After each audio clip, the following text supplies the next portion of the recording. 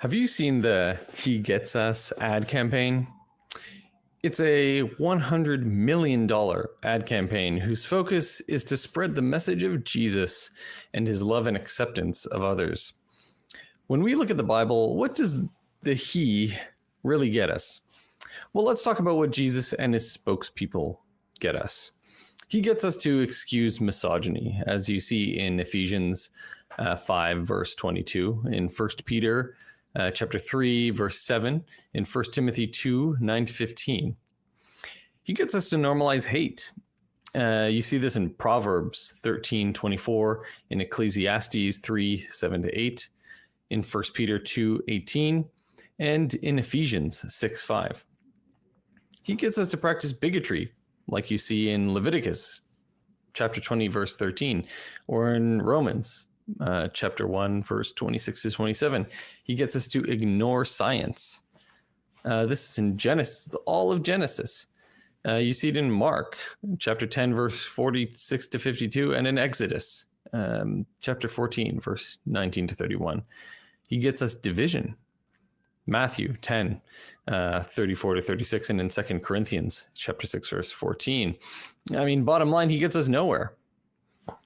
If you don't think the Bible does those things, then please give us a call because the show is starting right now.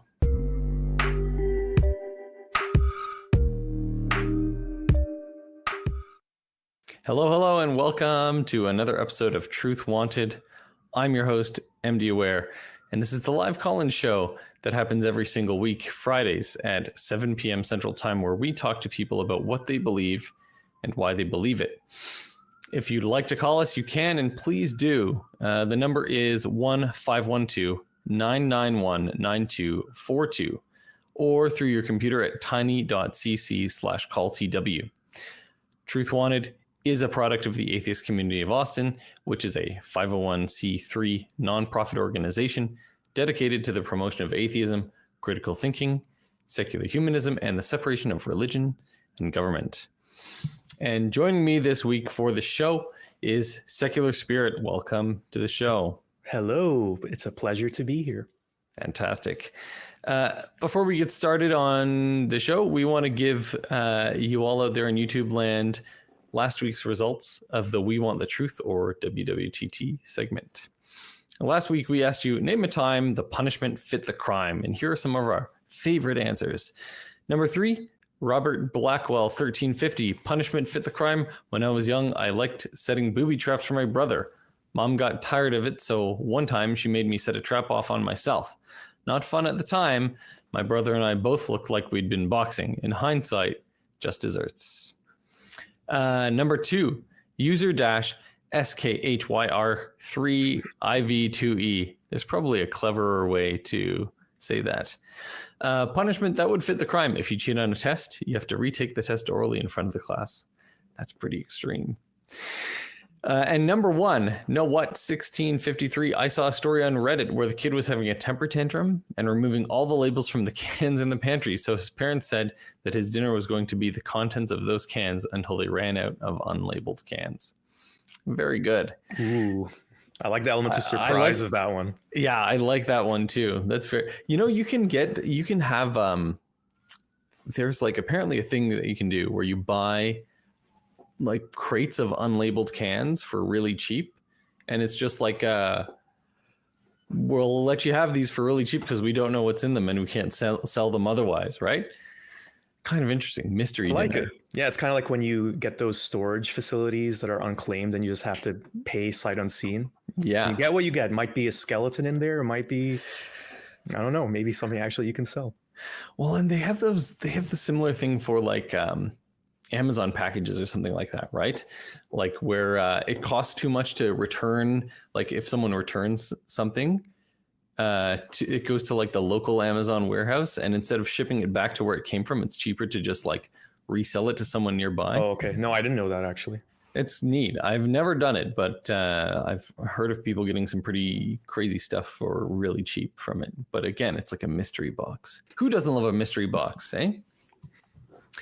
Anyway, the prompt for this week's WWTT segment is, what is the flimsiest excuse you've heard from someone for doing the wrong thing?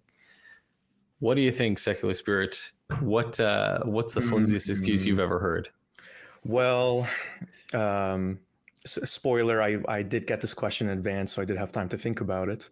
And I did think of one thing. So I had this acquaintance. He wasn't quite a friend, so we weren't close, but he was moving and he asked me to do him a favor. So he had a pet chinchilla and two budgies. I think that's what they were, budgies. And he said, my landlord doesn't allow pets, so can you just keep them at my place for a couple of days? And then once the dust kind of settles of the move, I'll come get them back.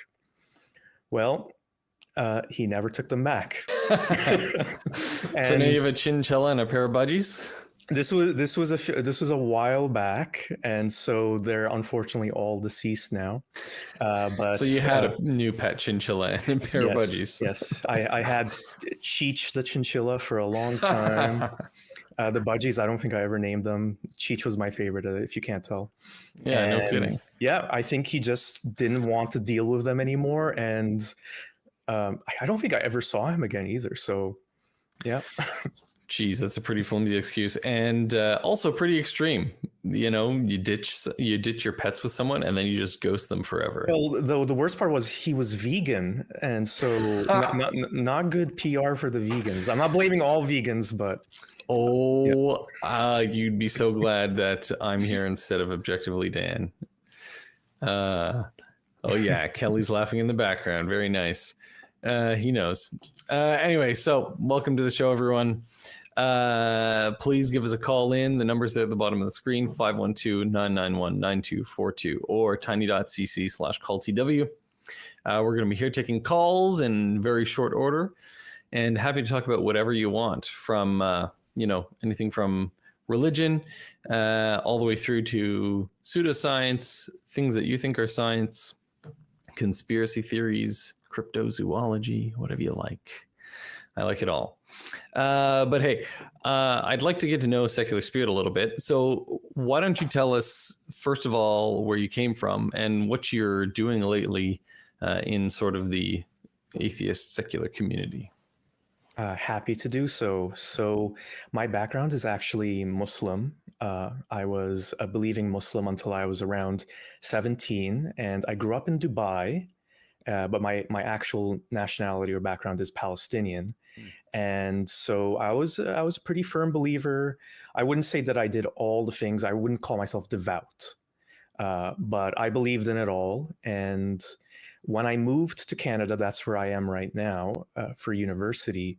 What ended up happening was I had a bit of an existential crisis because I didn't know what I wanted to do with my life, and I didn't care about the degree I was pursuing, and I didn't find anything to motivate me to just do the day in, day out, especially because I was alone for the first time in my life in a completely different country. And I started thinking, why doesn't Islam give me the comfort that I need? Because Islam has all the answers for what your purpose in life is, how you can get rewards in the afterlife, where you get your meaning in life from. And I think just because I lost all of that in terms of all the familiar things I had with my family, the setting, it made me really re-examine all the things that I'd taken for granted. And when I started really looking at it objectively, I just realized I didn't have any good reasons to believe that Islam was true. And once I saw that I couldn't believe that was true, I just couldn't practice it anymore. And that's when I became an atheist.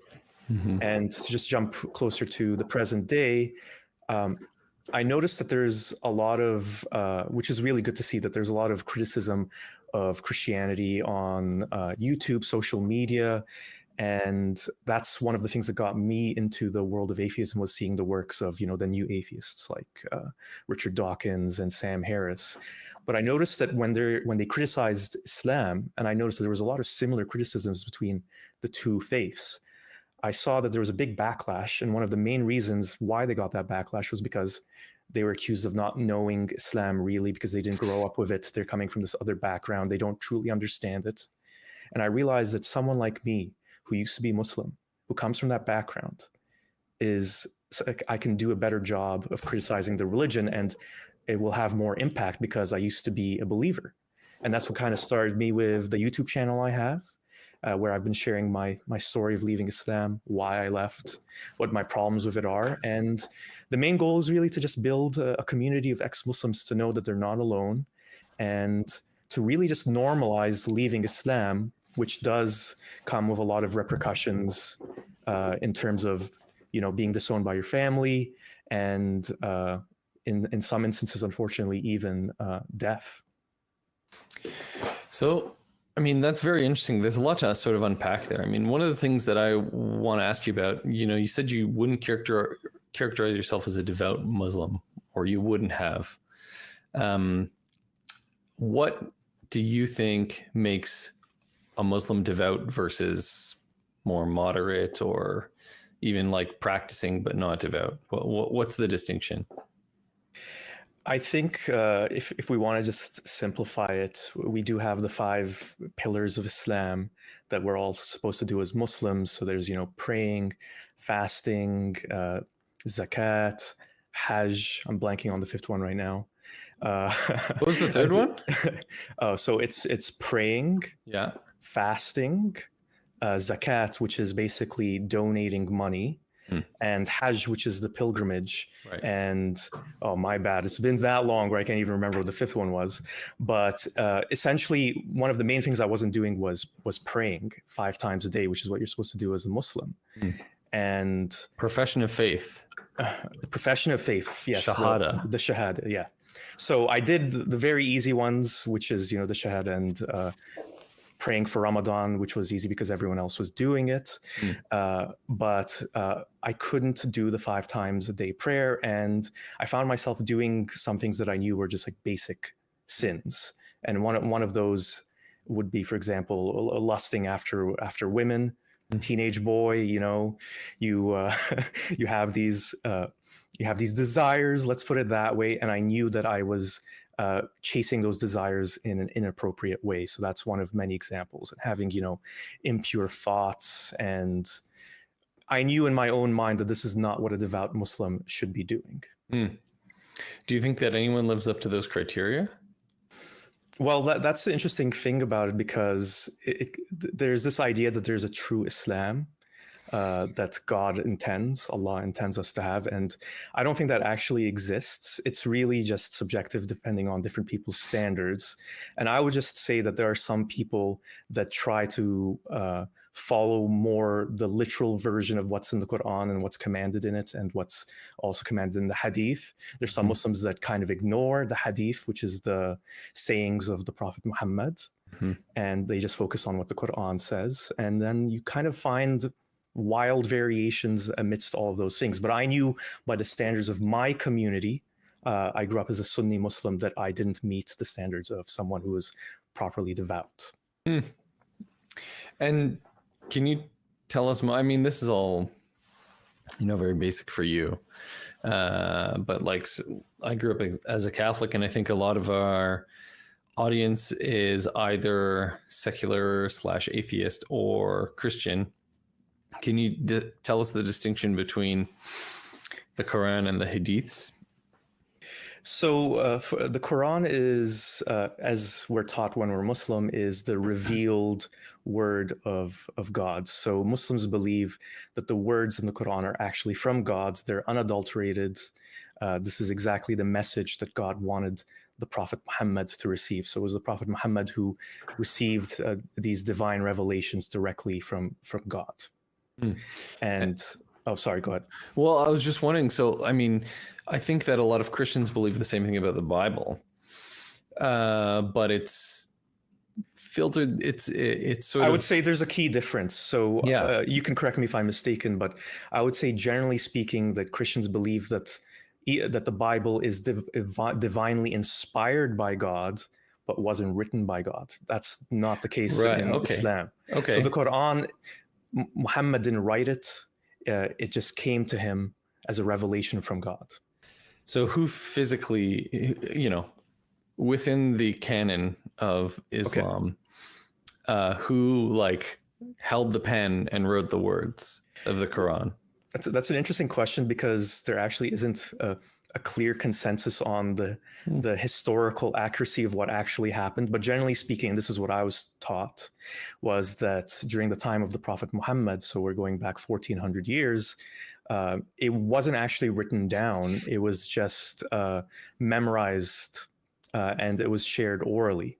And this was a time when most things like that were only shared orally. Most people couldn't read or write. And it was only after his death that the Quran was actually collected and written down through the memorization of a lot of the first Muslims. That's very interesting. And what about the hadiths? So the hadiths are, in a sense, completely different, because what they essentially are, you can kind of look at them as collections of the all-time great quotes by the Prophet Muhammad. So they're things that one of the first Muslims would have heard him say about different kinds of issues that were coming up in the Muslim community when he was still alive, addressing maybe more minor issues or more specific issues than what was in the Quran, because the Quran is actually much shorter than the Bible, for example, and it doesn't have the same breadth. And so what Muslims realized was, if we're going to build this community, we need to have guidance on what to do in all of these very complex day-to-day life scenarios, how to address the challenges that are coming up to us as a community. And they realized, if the Quran doesn't cover it, then maybe we should just lean on the words of the Prophet Muhammad himself, who was held as, a paragon of virtue and all of the great traits that a man should have, a human being should have. And so the idea is that if you can't find anything to figure out what to do as a Muslim in the Quran, you will then lean on the hadith. And there's a very complicated system of determining which hadiths were accurate, which ones are made up. There's a lot of controversy, especially amongst ex-Muslims, on how valid this process of determining which ones are accurate or not are, because a lot of them were collected a long time after the death of Muhammad. Of course. I mean, that's very interesting that there's like a consensus among, or a need amongst Muslims, and people saying like, oh, there's all these questions that are not answered by the divinely, revealed word of God. So we better turn to this person who we acknowledge is, just a man, albeit, prophet or whatever. But that's a very interesting, I don't know, that's a very interesting solution to a very interesting problem. Like, I feel that Christians would not respond in the same way.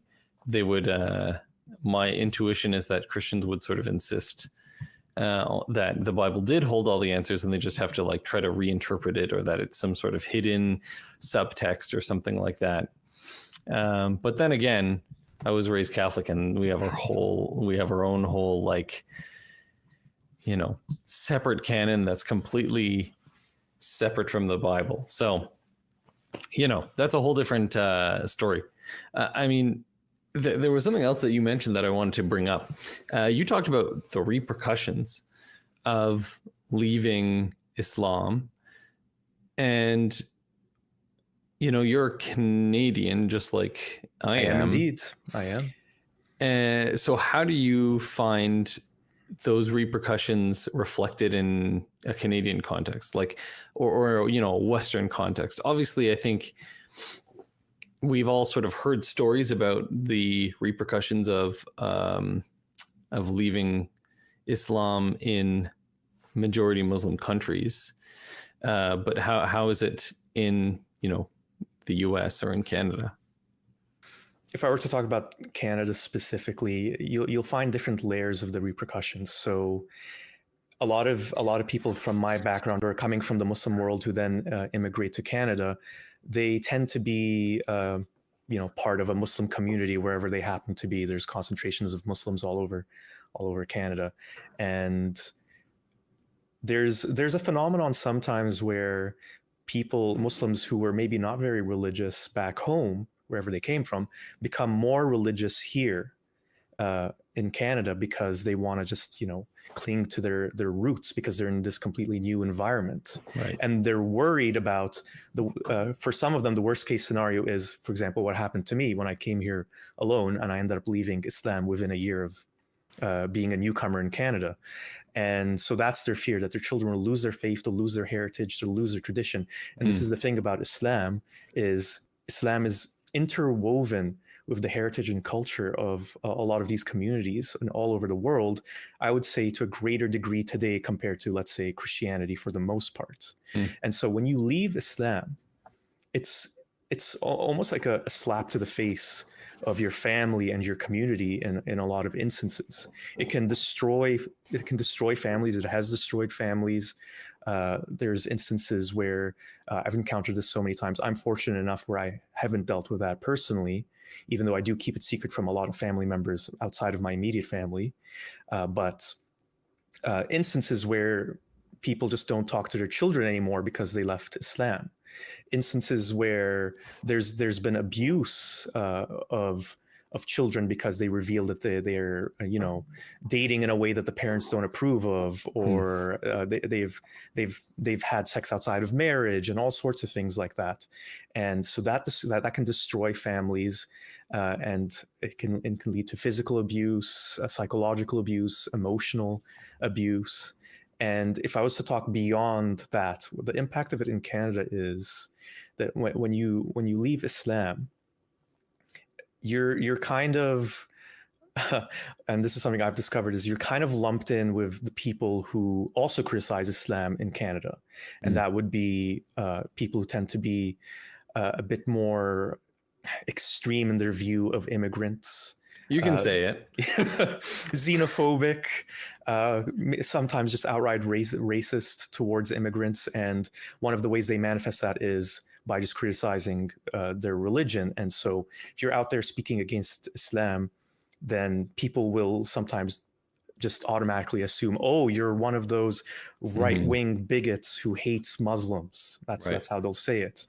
And that's the tricky part, because even if some of the things that those kinds of people, and I disagree with a lot of what they say in general, and I'm aligned very left and progressive in terms of my politics, but sometimes there are legitimate grievances when it comes to Islam, in my opinion. And that line between bigotry and hatred and legitimate concerns can sometimes get blurred, and it often comes down to what are that person's intentions. And as you know, in today's day and age, nuance and subtlety when it comes to sensitive subjects is completely lost.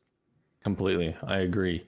It's very frustrating. And as an aside, get it all the time in the medical context too, right? Like people come in and they've heard someone randomly on TikTok or Instagram talking about some, person who said that echinacea does XYZ, and you're like, oh my God, like all the nuance has gone out of this, and and you can't even have a conversation with them anymore. But anyway, very interesting stuff. Thanks for sharing your experience. It's really good. My pleasure.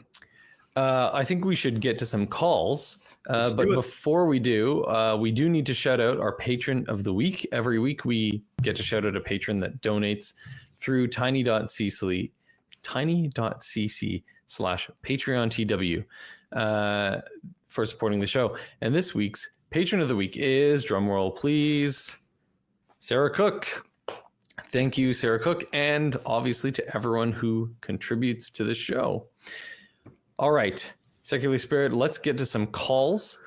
Our first caller is named Kyle, and Kyle is calling from our homeland, or at least my homeland. Maybe you don't think of it as your homeland, but he's calling from Canada, from Vancouver. And he wants to talk about a very minor subject, the meaning of life and truth. He says, religion has modeled things up to be hard to know the truth. Kyle, you're live on Truth Wanted. Can you tell us more? Sure. I'd just like to start. I did call last week and had some connection issues and was cut off, but within my short conversation, I did use a outdated, not PC word because I was referencing a book that was from the 1800s, and that was the wording they used. So I just like to apologize to your listeners about anyone that I may have offended by using a word that shouldn't be in anyone's vocabulary. Fair enough. Good to say it up front. I missed last week's show, so I am, clean slate. Go ahead with your question. Yeah, no. Well, not so much of a question. I'd like to talk about truth in a way, and I think we can have a non-religious discussion about truth and come up to a reasonable conclusion together. Sure. That's the goal, but I think because the truth is so elemental or elementary, we treat it as a truism, which truisms are statements that are obviously true that say nothing new or interesting. But I think because we don't exactly live that truth, we have a fair bit of cognitive dissonance where that truth may not be true to any of us as individuals today, but we can come to the realization of what that truth may be if we minus out the religious context or background rhetoric of past arguments that have been outlived and outdated for quite a while, just circular, right? I'm not sure I fully grasp what you're laying down there. Secular spirit, do you know what Kyle's talking about here? Kyle, do you I haven't want really got into it yet.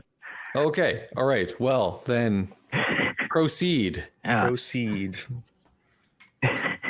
Okay. Well, when it comes to the meaning of life, I'd like to ask both of you your formed opinion before I say my statement, and ask you your opinion afterwards of what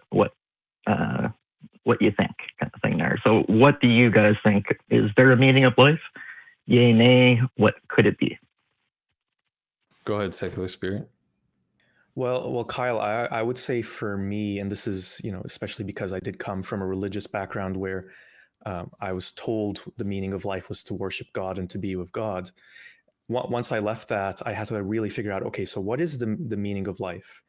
And what I realized was one of the reasons why I was still believing when I was believing was because I was afraid of the possibility that there was no meaning to life, that life is inherently meaningless. And the conclusion I came to was to, instead of fearing that as a possibility or maybe even as a reality, to accept that until I saw evidence of otherwise.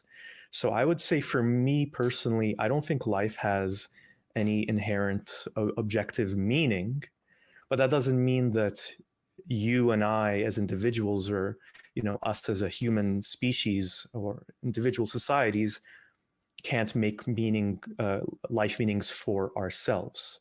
So I would say I have my own particular view of the meaning of my life that's informed by the society around me and the things that I want to live by and the things that I want to challenge and oppose. I can get more specific if we want to get down that road, but maybe I'll let you, MD-Aware, answer that question. Yeah, I mean, I think I broadly agree. This is a sort of, a bit of a sticky question just in terms of the language that we use. But I mean, I would agree. I think that there are meanings to individuals' lives that they self-ascribe, or perhaps others ascribe to them, to their lives, that they may or may not agree with, or they may or may not appreciate. But I mean, is there a meaning of life as in like all life? Like, are you asking about what is the meaning of like the life of a bacterium, or the life of an animal, or the life of, a plant? Like, I'm talking about our beyond the individual sense, our collective life in a way. collective life of what, humans or all living things, all biological entities? We're talking about humans at the moment. Okay, and what do you mean by meaning? Do you mean purpose? Well, yes, in a way. They're kind of intertwined. So what is the purpose of humanity? I was just, if there's a general purpose for us as a collective, wouldn't that be a purpose for us as individuals? No, not necessarily. Well, for instance, like right now, for sure. Well, like, so I have in my mind what I would like the purpose of humanity to be. But that is not the same as what meaning I ascribe to myself, because, I'll give you an example from like medicine and biology. It's like the purpose of the collection of cells that comprises MD-aware is to, sustain the life of the entity MD-aware and, probably to facilitate the replication of, his genetic material. But with that said, there is specialization within that collection of cells. There are the neurons that have a specific function. There are the cardiac myocytes that have a specific function, right? There are the vascular endothelial cells that, carry blood. I hear what you're saying. So the analogy is that there can be an overarching purpose to the, purpose of humanity that does not necessarily apply to the individual. I hear what you're saying. Yes. So I guess my question is still, what do you mean exactly? Okay. Well, I'd like to just state my opinion on the matter, kind of thing. Yeah. Go for it. I don't think that there's much separating us being humans from the laws of the animal world and the plant kingdom as well, which is, we learned it in science class, which is pretty much Darwinism. All life needs to adapt, survive, and thrive. And if that statement is true, are we adapting or are we adopting whatever happens to us? I think we're adopting, not adapting. But if what do you mean by that? I don't understand what you like, the distinction between those terms. Early adapters and late adopters, that whole concept? Yeah, explain that to me. Well, right now we have change without choice, where whatever topic that we think is beyond us as individuals, we relegate or slough that one thing to God or governments, and that's been the way for a while. And with elected representatives, they make a choice that some make impacts on our lives as individuals. And those choices that the representatives make for us is change without choice, right? And that's the way it's been for all of our lives and for the longest time. But I'm thinking there's such a thing as change, the choice to change, right? And that's an individual, not top-down hierarchy thing. It's a voluntary realization and actualization process, right? And it's just by knowing that we're not adapting to our times, we're just adopting whatever happens today and justifying tomorrow, which is getting us nowhere, because we're it's the way it is mentality, instead of going the way it could be or should be, is more interesting and gives us the hope and optimism that we seek today. And if we can come to common ground about what we would like as a desired outcome, those things combine our individual thoughts, actions, and behaviors towards the same ends. So no one needs to be told what to do. If we know what our desired outcome is, then you can imagine how you can do your part to help. And so the why and the how matters, but the who does what, when, and where is totally spontaneous. And that spontaneous order is the opposite or equal to the traditional top-down, right? What do you think, Secular Spirit? I'll give you first shot. Sure. I mean, I think I understand what you're sharing, Kyle. I would just say that I think that is what we are doing as a human species right now.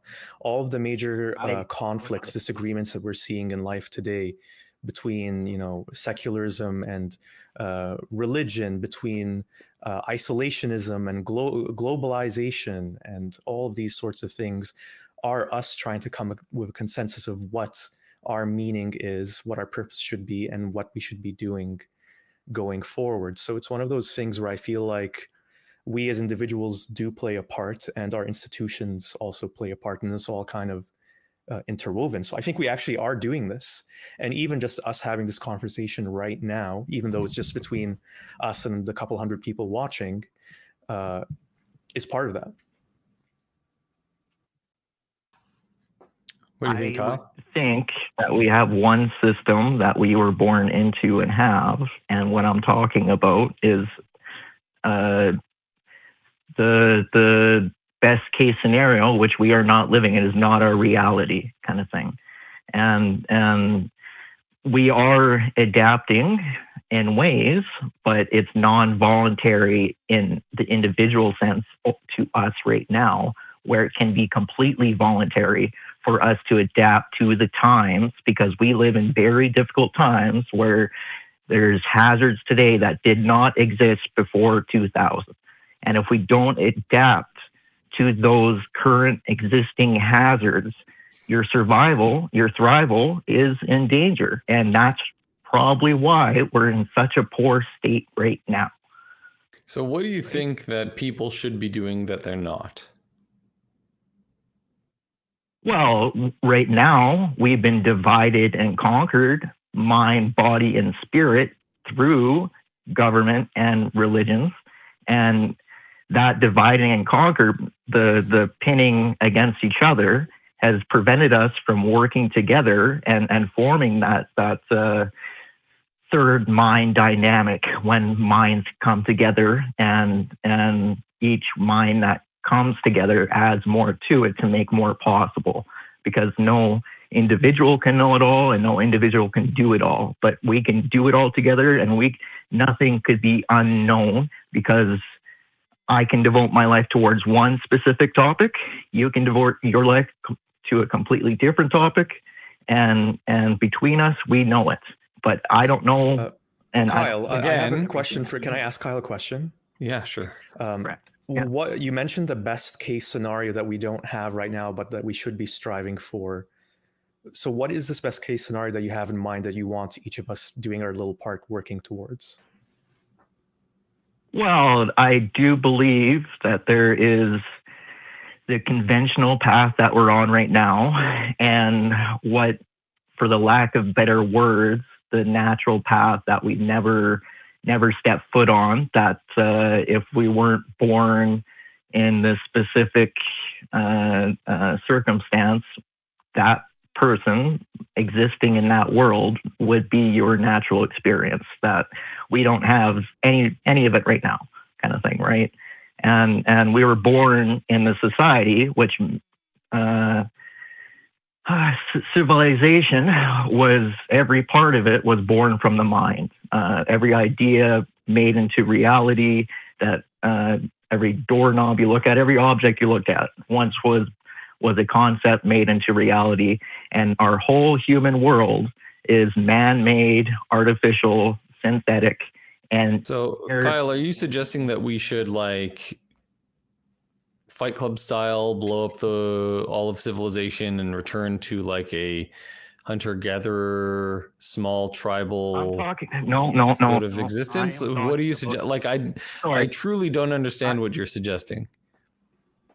What's the difference between our modern day society and the advanced civilizations of the ancient past that we don't understand today? What's the big difference? I don't think that there are super advanced civilizations in the past. I think that our modern civilization is more advanced than any civilization that has come before us. And why don't we know how they built the pyramids and all the great mysteries that We have a pretty good idea of how they built the pyramids. I think you're in a little bit of denialism at the moment. Sorry, bud. Like, Oh, really? there is stuff in the old world that we can't explain today and we can't replicate today. I think that I don't think that's true.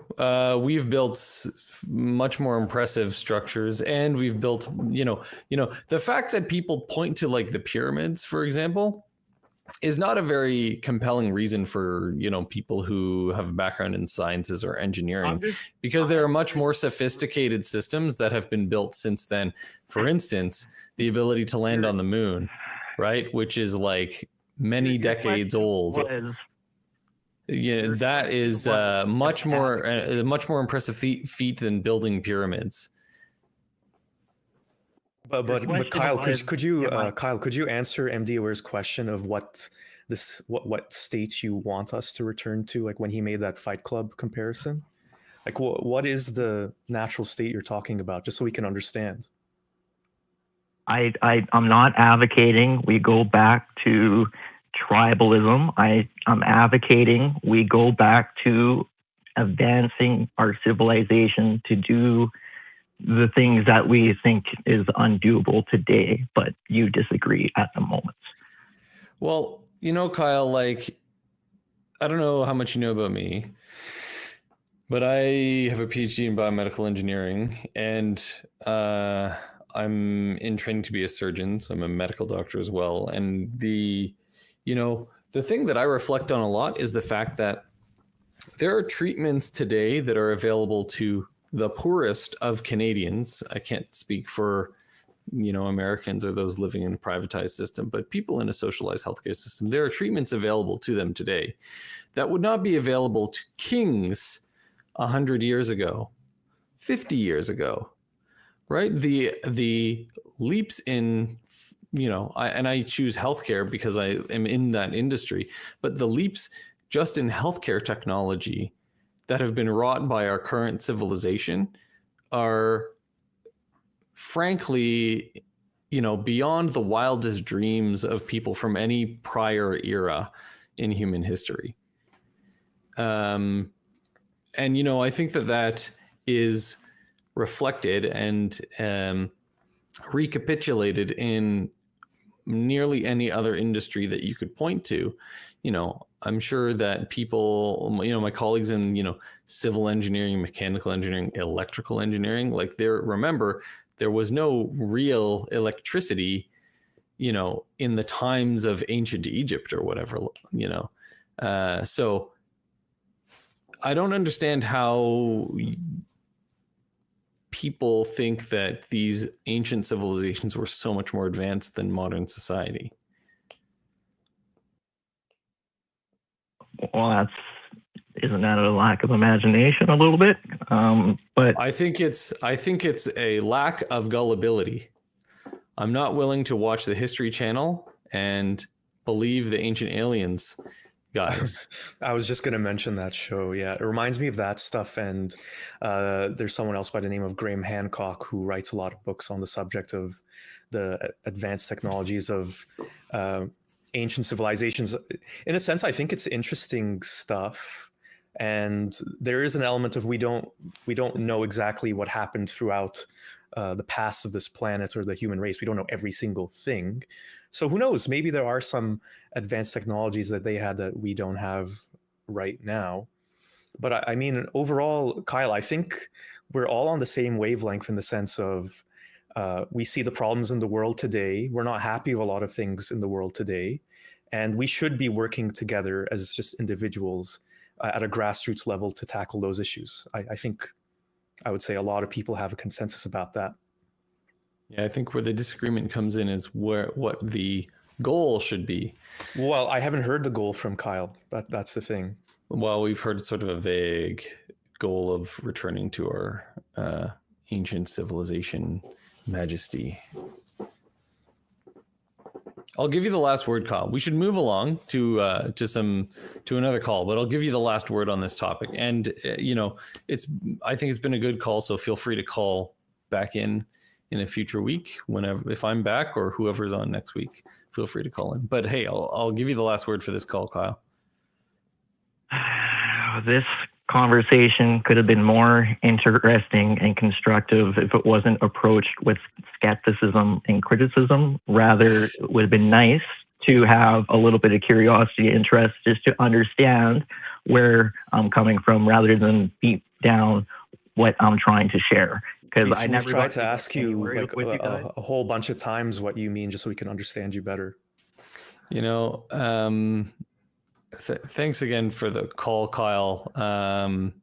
But if you're gonna come onto the show and complain about us being skeptical, you may have called the wrong show. So I'm sorry about that, but hey, that's who I am. I'm a skeptical guy, and I'm gonna be critical. I'm gonna think critically about what you're laying down. But hey, again, thanks for your call, and feel free to call in again next week. Before we get on to our next call, we had a super chat from Felicia for $10. She says, there are goats bleating on the hills. Do they bleat about the majesty of the cosmos or the absurdity of the universe? I wonder the same thing, except there's no goats in downtown Toronto. My dog barks sometimes. Does he bark about the majesty of the cosmos or absurdity of the universe? Who can say? Yeah, we can ask and he'll never be able to answer. He barks about treats. That's mostly what he barks about. Okay. I want to give a shout out to the people waiting in the queue who have been waiting. Tim and Rainier Wolfcastle. I'm going to do my best to get to both of you. But before we do, I'm going to take a call from McMichael calling from Florida, who asks, if it's wrong to teach children hell, is it wrong to teach jail? Would you like to expand upon that, Michael? Welcome. You're live on Truth Wanted. Sure. I heard a lot of atheists say that it's child abuse to teach children about hell. Well, I'm wondering about jail, because we know that hell is the earthly equivalent. We know that jail is the earthly equivalent of hell, and in some aspects, it's way worse. So I'm wondering, what's your take? Do you feel that it's equally inappropriate to teach children about jail or hell, or what is your opinion about it? Why don't you go ahead, Secular Spirit? I'll give you first crack. Sure. Thanks for the question, McMichael. It's a really interesting one. And I can tell just from my personal experience, I grew up believing in hell. I grew up fearing it so much. I would actually have nightmares about it. I would have daymares about it. I would be afraid of going to hell, of ending up there for forever.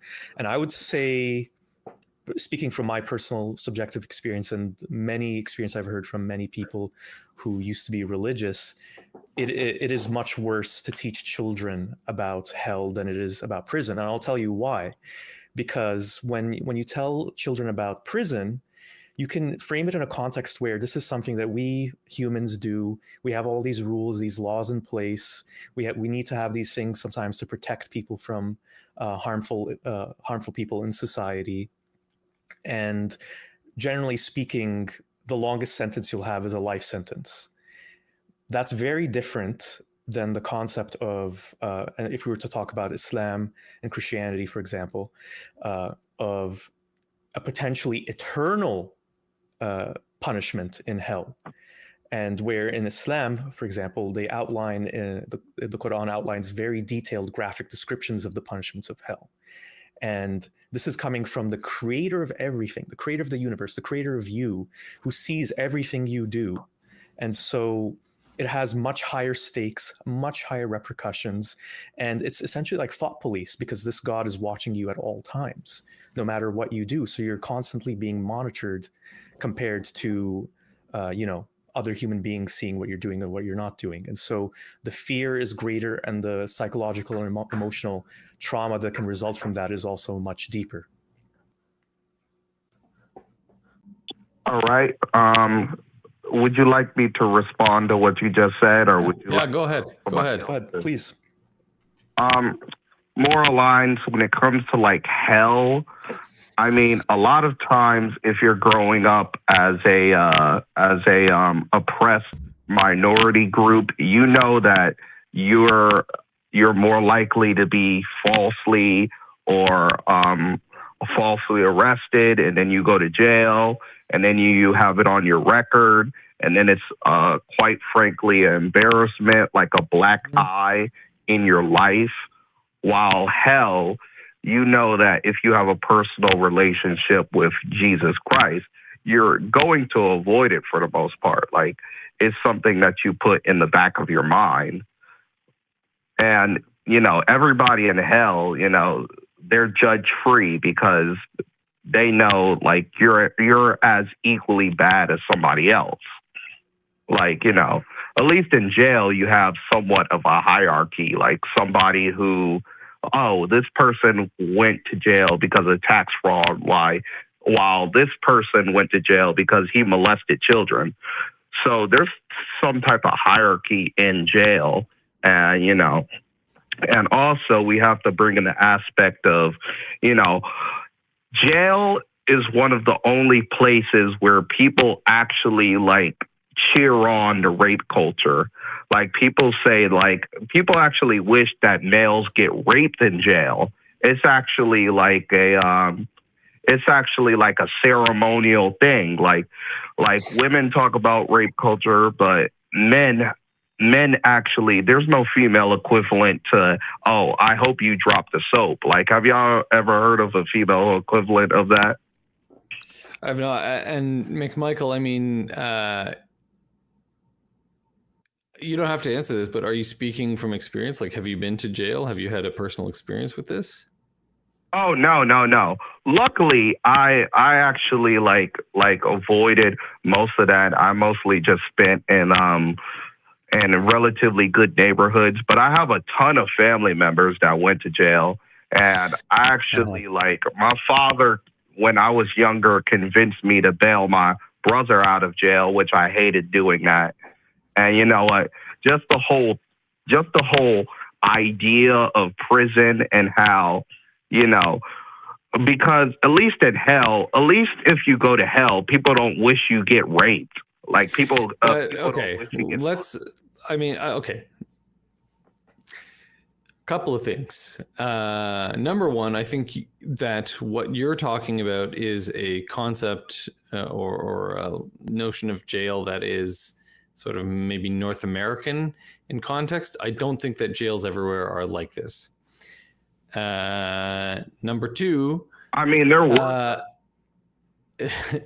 possible, maybe not. I've seen what they do in some Scandinavian and European prisons, and it seems much more civilized. Regardless, I'm not an expert in that. Next point is, I think that it sort of depends upon your conception of hell. And many people who I have spoken to, heard from on the show and off the show, describe hell as eternal torment, the worst possible thing by definition that could happen to you. So I find it hard to reconcile that definition of hell with, you know, your claim that jail is worse than hell. You know, number one, because hell is by definition the worst thing, and that hell lasts for eternity, whereas jail is a pretty bad thing, a very bad thing, ruin your life type of thing, but it only lasts for a lifetime, you know, and eventually it ends. So those are the first two things that I would like to raise with you. What do you think about those, McMichael? Well, if you're an atheist, your lifetime is your eternity. Like, this is it. This is your best life. Wow. It's all that you experience. You know, your life is all that you experience, but it's not eternity, right? Yeah, more or less. But if you're an atheist, then your life, like this physical world, that's it. While if you're a believer, it just gets better from here, more or less. Or worse if you go to hell. Or worse, yeah, much worse. Well, Like here's the other thing that I think that we're sort of knocking on the door with, and I think is the real answer to your question from my perspective, which is, your question was, is it wrong to teach children about hell? Or sorry, if it's wrong to teach children about hell, is it wrong to teach them about jail? And the answer is no, because one of them is real and one of them is not, right?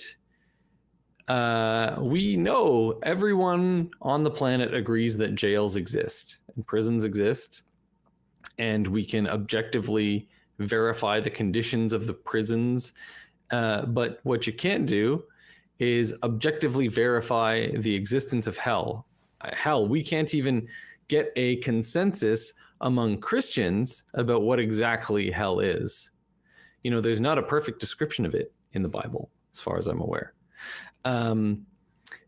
So that's the ultimate distinction. And if you're, I think if you're talking about doing something that affects children or affects anyone in particular, I don't think children should get a special pass. But if you're causing people psychological harm, then it has to be a balance of what are the risks and benefits. And I think that, there is a benefit to telling children that there is such a thing as jail, because it's an actual thing that exists, a thing that they have to be aware of in order to function in their society, in the world. It's maybe reassuring to know that, hey, you don't have to be afraid of someone doing something wrong to you, because we have this thing called the law, and it's enforced by this thing called jail, where if someone is really dangerous to society, they can be put in a place where they can't hurt anyone else. This is theoretical. I know that this is not how prison actually works in practice. But the point is that there are potential benefits. In contrast, you might argue for similar things, but my argument would be that if you're talking about hell, then a lot of the things that people worry about when they're thinking about hell, like I don't know any children who are thinking, I'm so worried about going to hell because I might kill somebody and get sent to hell, right? They're not thinking about that. They're thinking, oh geez, I ate the extra candy and I lied to my parents about it. I'm going to go to hell for, disrespecting my father and mother and for bearing false witness. There are certain things that religions sort of demands that they put upon our morality and our behavior that are fundamentally against what we do as humans. Or MD aware, there's also instances where maybe someone is, reaching adolescence, and let's say it's a boy, and realizes that they're attracted to other boys. They have romantic feelings for other boys. And then they become terrified that their nature, that they can't help being attracted to other boys, right, is the thing that's going to send them to hell. Can you imagine the kind of psychological damage that will do to you when you're 12 years old? Right. The bottom line is that, you could point to edge cases where, someone's a sociopath or a psychopath or something, and they literally can't help themselves from doing something that will send them to prison. And they may feel very scared about prison, traumatically, psychologically damaged about the fear of going to prison for that reason. But it's a little bit different than threatening, eternal torment for someone who is,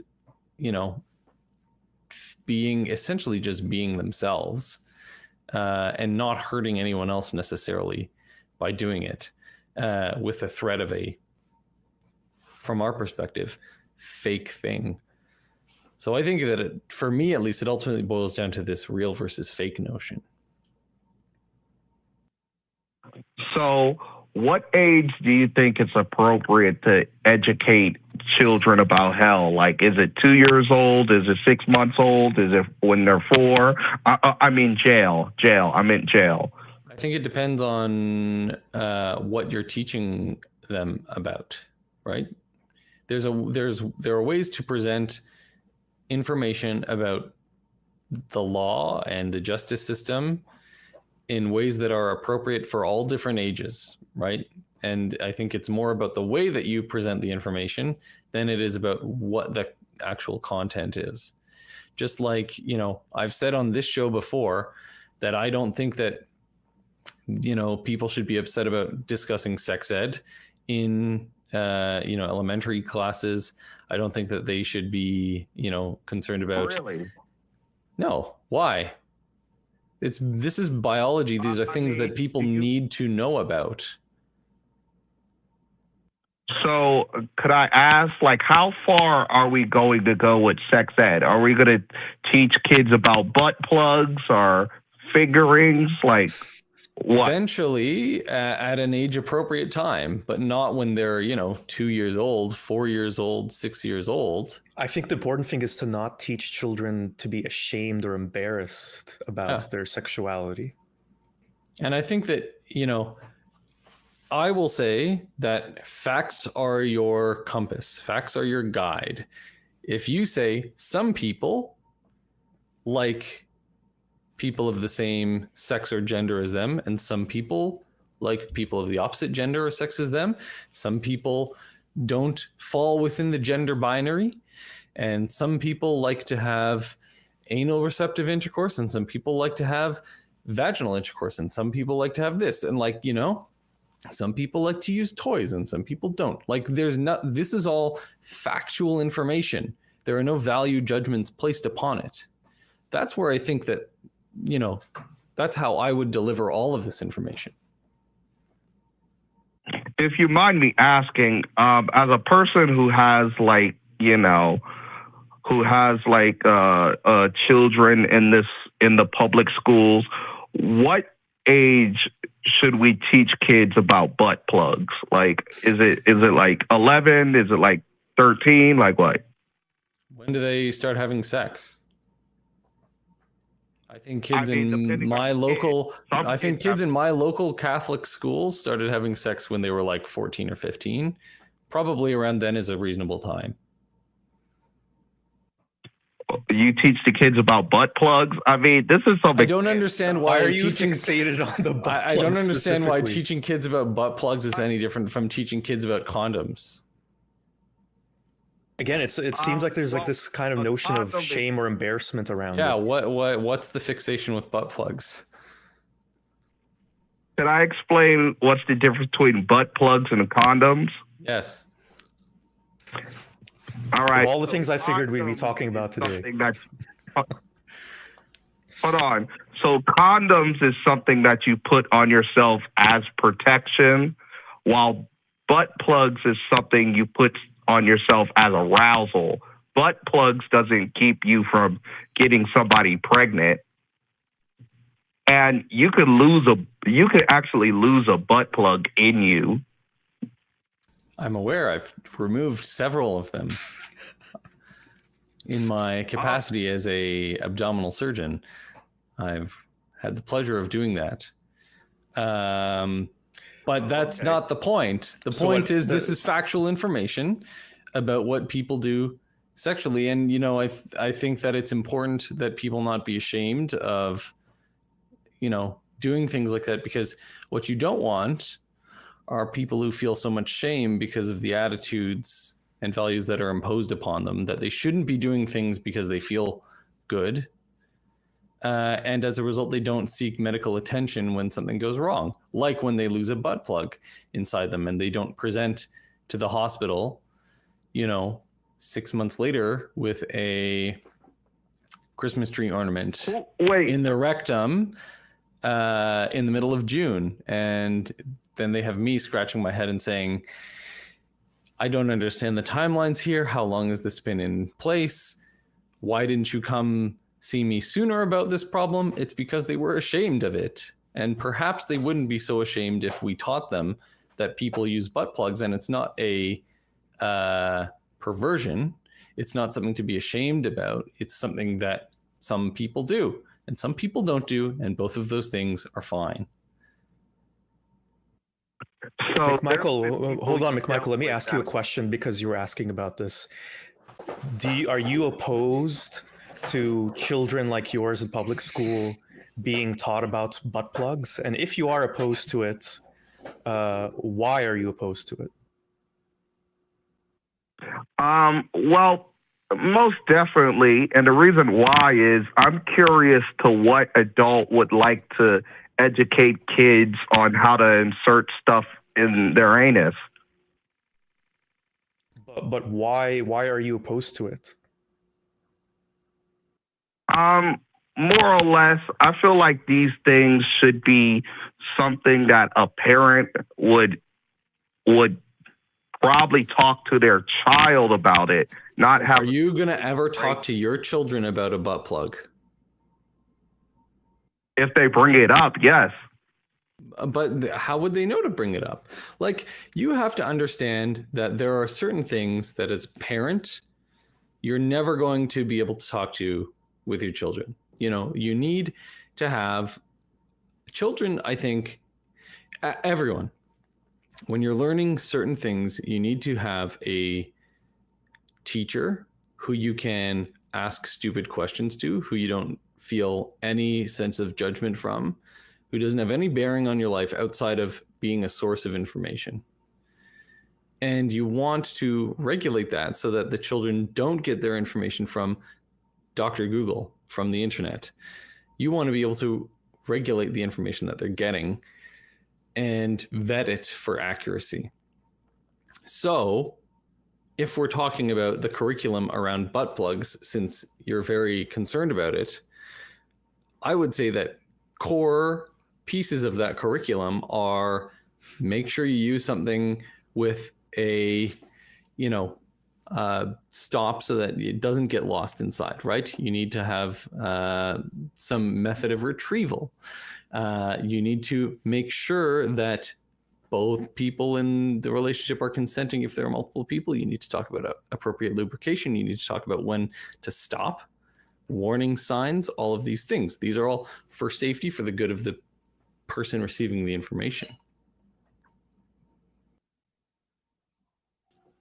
Concerned about, like, what if the person who volunteers to teach the children about shoving stuff up their anus, really gets a tingle out of this?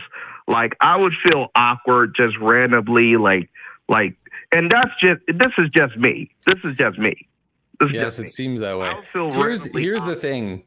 I think that teachers, people who are employed to teach, you have to have a certain trust in teachers that they are delivering content.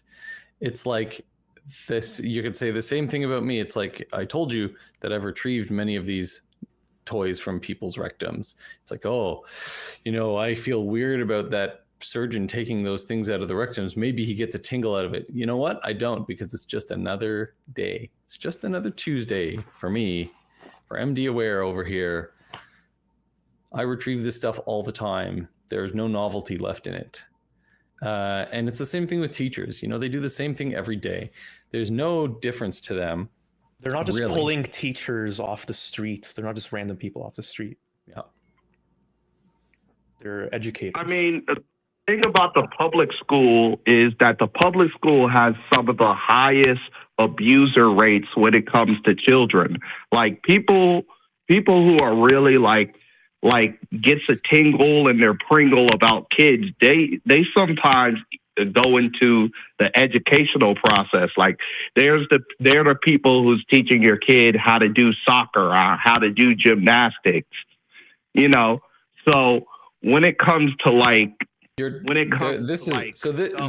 McMichael, this is a much bigger debate that we're getting, that you want to get into, that I don't think we can, and I don't think is respectful to other people waiting to chat with us. But I mean, ultimately, I think it boils down to exposure, right? Maybe there's some draw to people, but also they have an increased exposure to them. With all that said, we've gotten way off topic. So unfortunately, McMichael, I'm gonna drop you. Thank you for calling. We are happy to have you call back, and maybe next time we'll focus the call a little bit more, because we somehow ended up on butt plugs. I'm going to move right along. I want to talk to John in Canada who has proof of God existing. I couldn't possibly not take this call. So please, John in Canada, tell me about your proof. You're live on Truth Wanted. Proof of God exists is that it's you and me. We're here. Please explain. Well, the universe must have come from somewhere, and we are here. What better explanation is there? Plus, there's intelligent design. The fact that you and I are speaking right now is proof of that.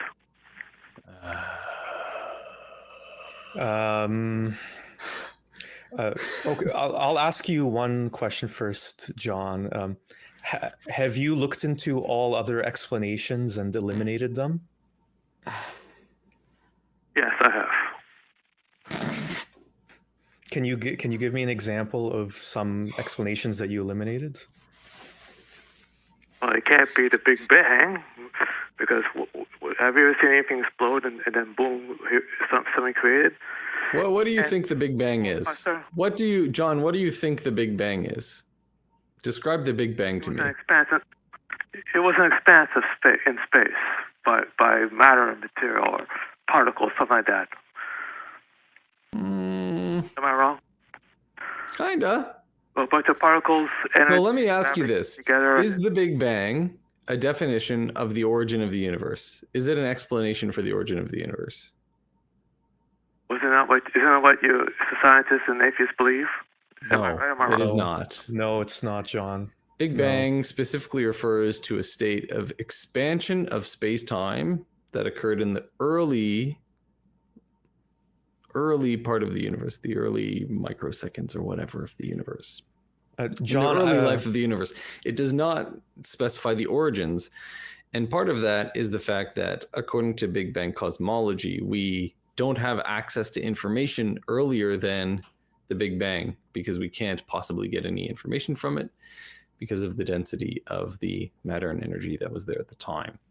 So all that Big Bang cosmology postulates is that previously there was a infinitesimally small universe that contained all of the matter and energy that currently exists, and that point, that infinitesimal point, expanded. That's all it talks about. It doesn't talk about where the universe came from, where all that matter and energy came from. For all that we know, it could have been there all along in some other state or in the same state. We don't know. And you really think humans came from that, whatever it is you just spoke about? Doesn't make any sense. I think humans originated through a natural process called evolution that occurred on planet Earth in many other forms, and probably occurred on other planets that exist out in the universe somewhere, and probably there are other sentient beings somewhere out there. I think the odds are pretty good for that. I think that this is a natural process. Scientists have determined the chance of evolution happening on other planets is very slim. That's not correct. It is. That is not correct. Stephen Hawking said it. What? Stephen Hawking did not say that. Look up the Drake equation, my friend.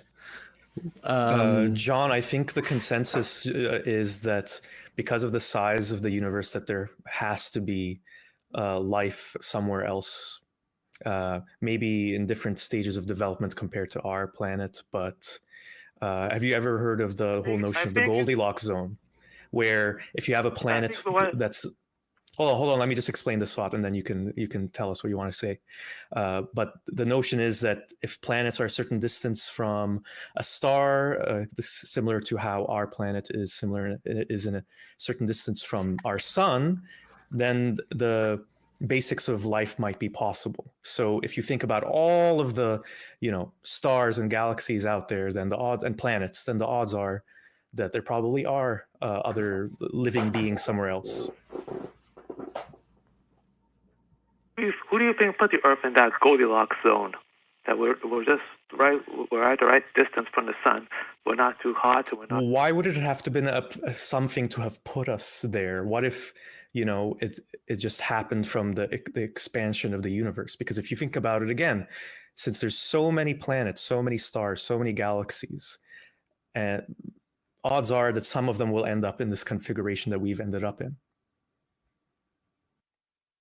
It takes more faith to believe this all this happened all by itself than to believe in the supernatural forces. Well, John, are you reading from a book of quotes from like Ken Ham or something? Like, what is this crap? Like, this is not compelling discussion here. Like, have you not heard what's the guy who wrote Hitchhiker's Guide to the Galaxy? Help me, somebody in the chat. Tell me. Someone's typing. I've never read them, so I can't help you. Douglas Adams. Thank you, Douglas Adams. So Douglas Adams' analogy of the puddle, right? The puddle looks around and says, oh, wow, look, this divot in the earth, it precisely fits my form. The form of my water, just it fits perfectly. And the puddle just marvels at how this exact, divot in the earth is designed. It must be designed specifically for that puddle, because how else would it fit so well? And it keeps thinking that until the sun evaporates it into nothingness. And the lesson here, the moral of the story, is that the puddle was not understanding that it is only existing because of those preconditions. This is the anthropic principle, John. We are here to ask these questions. We're here to ask the question of why we're here. How is it that we came to be here? Because we had the circumstances in which to evolve and in which to ask these questions. On Mars, on Neptune, on Titan, none of these environments were favorable for the development of life. And so obviously beings never developed with the ability to ask those questions. This is like kid stuff. You should go read The God Delusion. It's a pretty good primer that addresses a lot of these questions that you have. Are you in favor of scientific investigation? I have a PhD in biomedical engineering. I did nothing but science for 3 years. So yes. So if we were to do a scientific investigation, let's say we do all that stuff, and let's say it does prove that God exists, would you accept that? Sure. Yes. I would want to know all of the parameters, all of the details of those experiments. But yes, if something is proven scientifically, then I'll believe it, as long as I believe in the methods used. Well, John, I would say, me speaking as an atheist, I don't know the answer to where the universe came from, what originated the universe. So my position on it right now is I don't know. We might find out later on in the future. We may never find out. And my question for you, John, is why is it important for you to know the answer to this question when we still don't know so much about the universe? There's still so much we don't understand. Why can't we just say we don't know, and let's do the scientific investigation? Let's keep searching. Let's keep learning, and then we might figure it out. Because I want you to consider all the possibilities. God could be, or he might not be, but we shouldn't completely dismiss it. So the scientific, you talked about scientific methods. The scientific approach is to assume the negative until proven otherwise. So if the hypothesis is God is the creator of the universe, the default is that we do not believe that until sufficient evidence is produced to confirm that, to validate that hypothesis, or to reject the null hypothesis in more specific statistical terms. You never confirm something, you just reject the alternative. You reject the null hypothesis. So you can't just propose a solution and say, well, you can't dismiss it because you don't have evidence for it. It's like, no. We dismiss all explanations that don't have evidence for them. That's the basis of the scientific method. But you just said that you would accept such evidence for God. I would accept, if you had scientific evidence for God, I would accept it. I would accept the conclusion if it was justified by the scientific results that you produced. But saying, like proposing God as a hypothesis is not the same as producing evidence to support that hypothesis.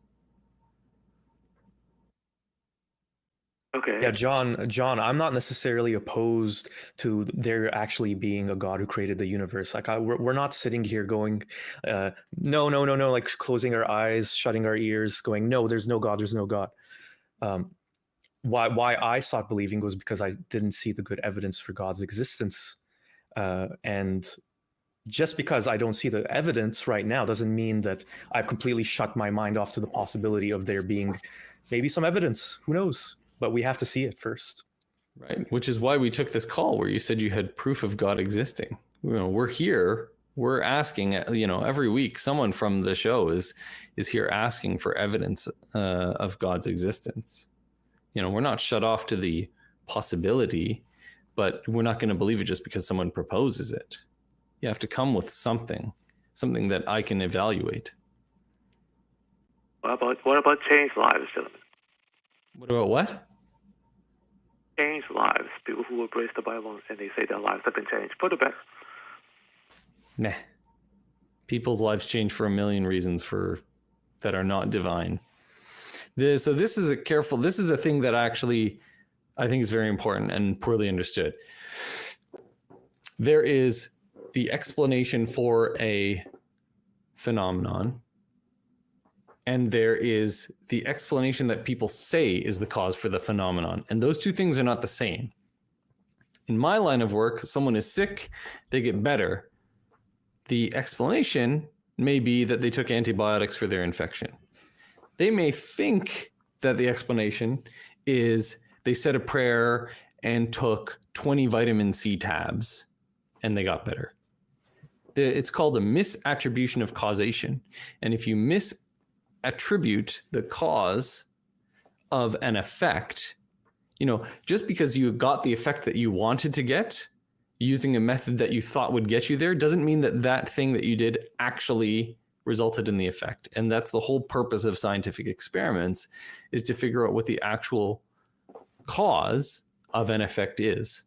That's the whole point of randomized trials, of good experimental design. It's why doing a science degree takes so long, because it's hard stuff to learn and hard to put into practice.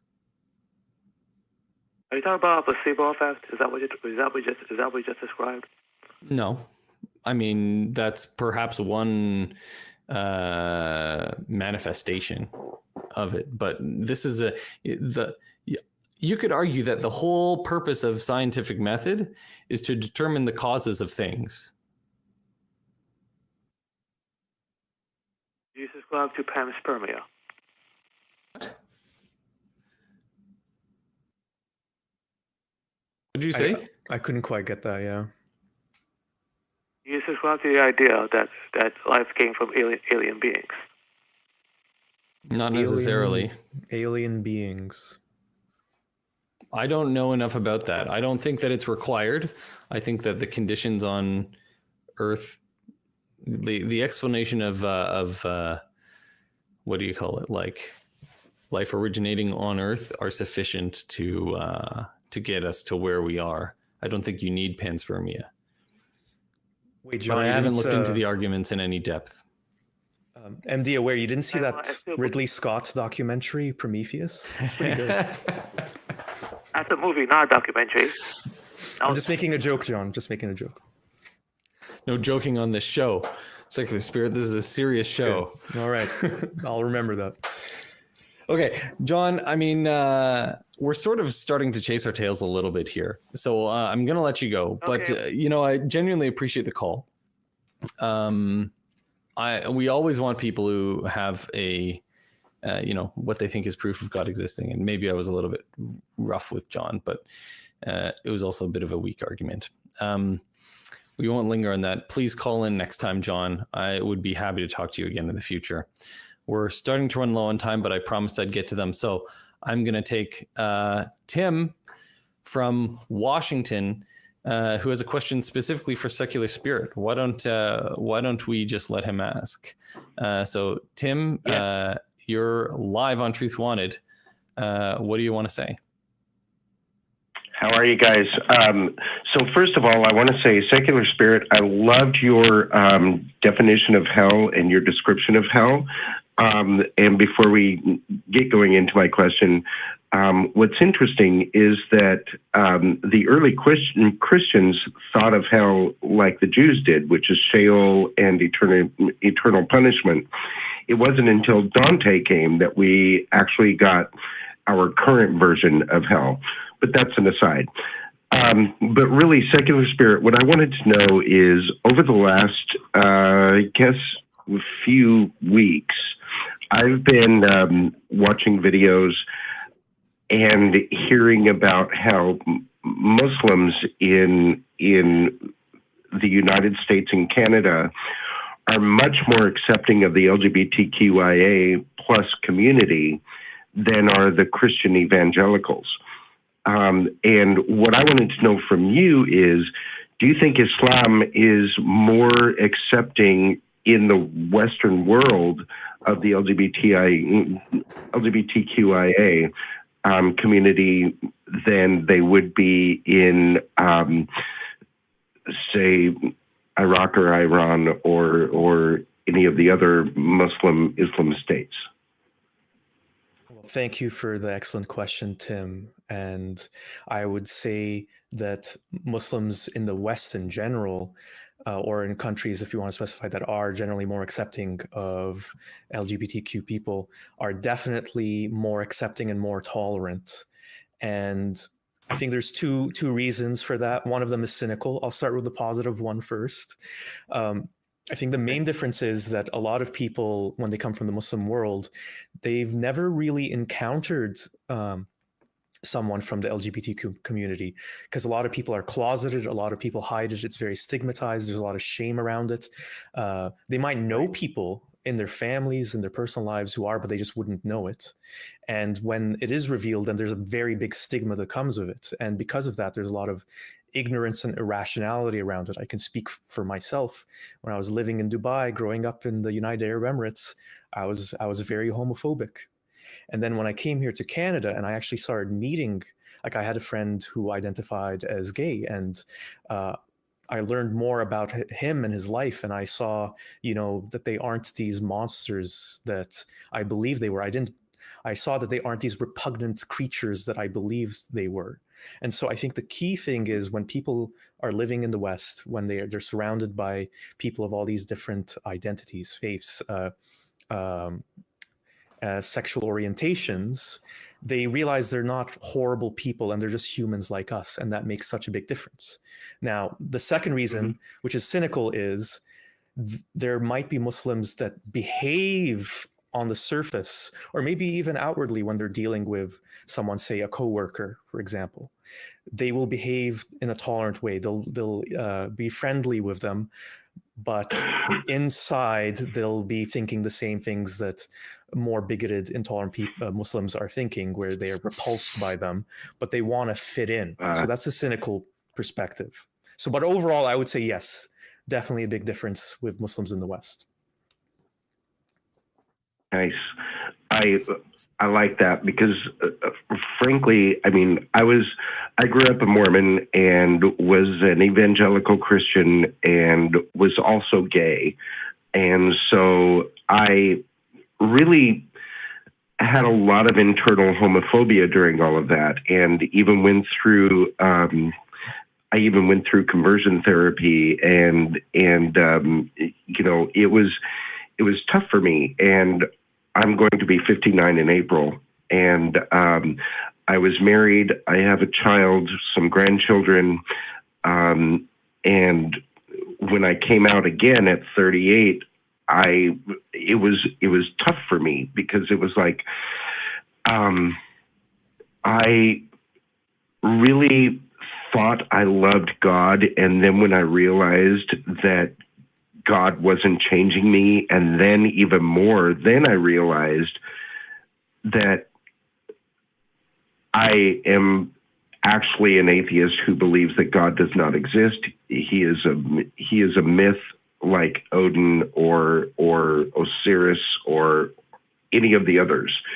And once I realized that, I was like, wow, so people hate because of a myth. We all hate because we believe this myth to be the end all be all of who we are. It's pretty upsetting, eh? It is really, because I was one of those. I was a part of that. I taught gay guys how to not be gay. I was a member of, I don't know if you remember this, MD, or secular, the Exodus Ministries. I was a part of Exodus Ministries and actually taught classes by Andrew Comiskey and the Living Waters series or classes of how to fight your same-sex attractions. I was one of those, and it is one of the most horrific times in my life because it did affect me mentally and even physically because of the fact that I believed what the church was telling me. Yeah, it sounds horrible. Like, I don't know. This is the thing that still gets me, is the amount of harm that's done because people believe in something that's untrue. Right. Yeah. Yeah, and if we want to tie it back to the earlier caller, McMichael, who was asking about hell and butt plugs, this is where the repercussions of teaching your children to fear hell, because that's what happens when you teach hell. You're teaching fear, and I think there's a temptation from parents to use it as a tool of control, because if you're not around all the time as a parent, well, what's a quick, easy solution to that? Just tell them God's watching you all the time, and you better not do something bad because you're going to go to hell. It keeps your kids obedient, but then it can have all of these unintended consequences when, again, to use that example I used earlier, which is a real life example of so many people, is when you start realizing that your sexual orientation is not one that fits what your parents approve of, what your community approves of, and then you're instilling that shame, that hatred, just because you as a parent want to have that little semblance of control. Yeah. Yeah. And I will tell you that I remember as far back as 5 years old having crushes on some boys on television. I felt like I could not tell my mother. And it's not because she was ever overtly homophobic or anything, but because when we were watching shows, she would say, "Oh, isn't she pretty? Don't you think she's cute?" And it was like, no, I actually think that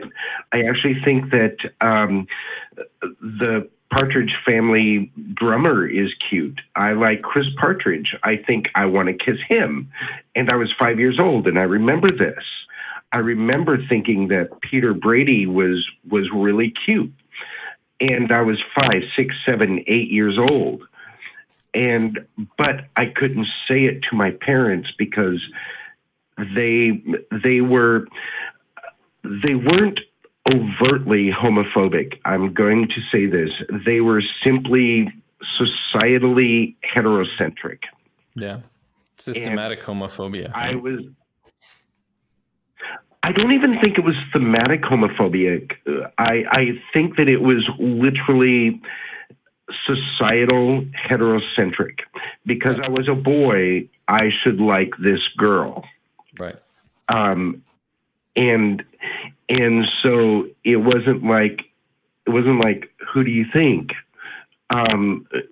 You know, do you like this person or anything like that? So yes, and that's what hurt me as a child, because I could not actually express who I was. But it was worse when I had to suppress who I was in my 20s and 30s, because the church told me I had to go straight. And I met and married this wonderful woman. We had a great marriage, but it was not fulfilling sexually for me because I was performing an act outside of my nature, right? And but when I came out, when I divorced her and came out a second time, it was like so uplifting to me. I felt so much lighter. I was 38 when that happened, and it was amazing that I felt so free to be who I was when I suppressed myself and actually I lived under a rain cloud with thunder and lightning the entire time I was married, no matter how happy she made me in moments. And, you know, Tim, the chat on YouTube is going wild for you right now. They are loving you. Yeah, thank you so much for sharing this with us, Tim. Oh, well, thank you. That's kind of cool. I'm glad. I really want people to know that the church hurts people, but people can get better by just admitting who they are and loving who they are and embracing who they are. And and I'm really glad that even if it is your cynical view, secular, of how Islam responds in the Western world, at least they respond positively. While their insides may be cringing, their outsides show acceptance. And that's what's important. Well said. Yeah, and I think with each subsequent generation, I think even if it started off as a pretense, it carries over, and as it becomes more accepted and just seen in society, it will definitely change. Yeah. Tim, we've got to move on. It was a great call. Thanks for calling in. Thank you so much, Tim. And sharing your story. We're going to let you go and get on to our last caller. But before we do, we have a super chat related to McMichael's call from Hell's Bells, who donated $6.66. They said, "Truth Wanted, official sponsor of butt plugs." Although I'm being told by our producers that Truth Wanted does not officially sponsor butt plugs yet. Yes. With that said, let's bring in our last caller, Rainier Wolfcastle. Love the Simpsons reference from Texas. Thank you so much for waiting for so long to talk to us. What do you have to say to us today? Good evening, MD. Good evening, Secular Spirit. That's a confusing handle. So I'll try to work the word butt plug into this conversation. Not sure I can, no guarantee. But I wanted to point your viewers' attention to a video that dropped on YouTube a little while ago called Science Friction. And it's a documentary about how dishonest channels like Gaia and Coast to Coast AM and Ancient Aliens and so on co-opt scientist quotes and cook the quotes to make them say what they want them to say. Mm-hmm. Yeah, I mean, I think McMichael tried to pull that on us earlier today with this. Like Stephen Hawking said that, you know, there's no other sentient people. He said like Hawking, I think, said something like, "We'll probably never meet aliens. Probably never actually visited Earth," which is very different, obviously. But I think that's probably what he was co-opting, as you say. The really common one, I think, is the Albert Einstein believing in God one, when it's definitely not a personal God that Einstein was talking about in that quote. God doesn't play dice, sort of thing, and Precisely, and, yeah. right, yeah, Right. Spinoza's God. Right. Exactly. The one that leapt out to me, and I wish I had made notes on this, there was a geologist, a guy from ABC. They were doing a documentary on Atlantis. Yes, Atlantis. And they kept trying to get this geologist to say something like, well, couldn't it be possible? Couldn't there have been a... He's like, listen, I'm a scientist. I'm not going to say that on air. And the guy from ABC called him back like 5 times. And finally, they got down to the bare bones of it. And the geologist said, why do you keep trying to get me to do this? He said, well, this ABC documentary on Atlantis, owns ABC? He's like, no. Well, it's Disney. Well, guess what? Disney was about to release the animated cartoon Atlantis. They wanted this as a marketing stand to get people more interested in Atlantis. Very interesting. That's just the most obvious example of, yeah. And he was like, fuck you, no, and hung up. He was like having no part of that. So, and the guy who was tagging sharks, and they used like 15 seconds of his shark tagging activity to prove their point, when everything he did disproved their point. Yeah. So scientists get often misquoted and raked over the coals, and their quotes cooked. So that's all I had. And thanks. Oh, by the way, yeah, pyramids. Really, are we still talking about pyramids? Holy cow! Ask any civil engineer, could we build the pyramids today? Of course we could. Yes, we could. Yeah, no kidding, man. Okay, gentlemen, thanks for a great show. Butt plug. Hey, you did it. Well done. Great work.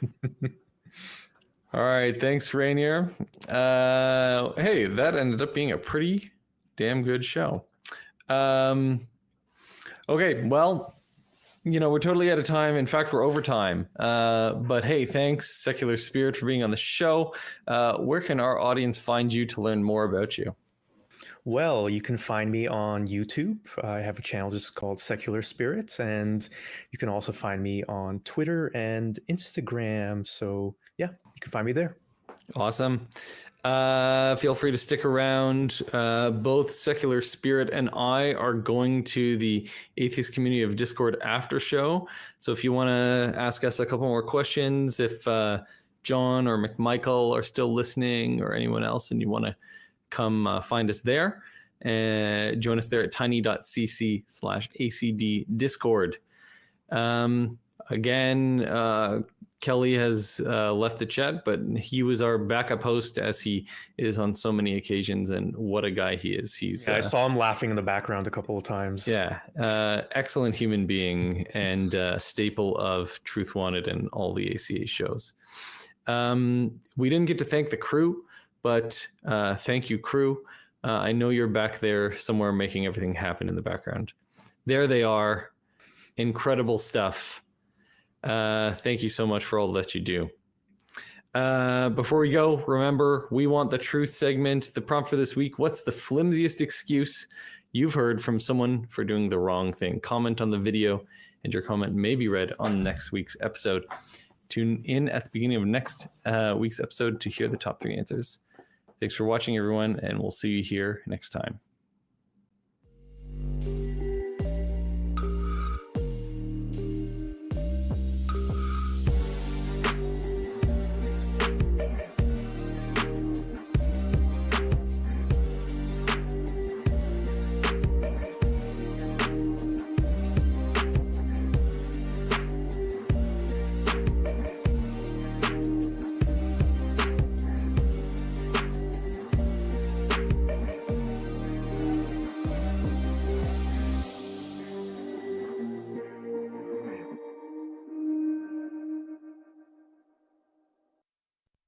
Watch the non-profits and join the hosts in the live chat. Visit tiny.cc/YTNP.